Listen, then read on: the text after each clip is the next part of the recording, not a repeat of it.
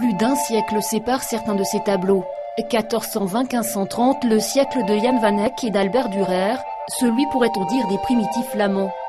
À travers une exposition exceptionnelle rassemblant près de 300 œuvres, le Groningen Museum de Bruges montre pour la première fois l'influence considérable qu'ils ont exercée dans toute l'Europe de l'Est, de l'Allemagne à l'Autriche, en passant par la Hongrie ou l'Alsace.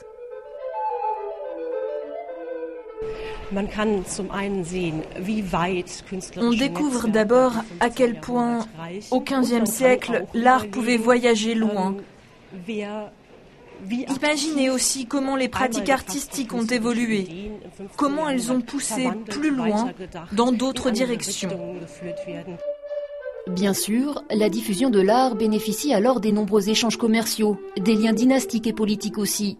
Bien sûr, certains peintres étrangers viennent jusqu'en Flandre, dont la pratique artistique jouit d'une grande renommée, mais surtout gravure et dessin voyagent avec eux et inspirent à leur tour d'autres artistes.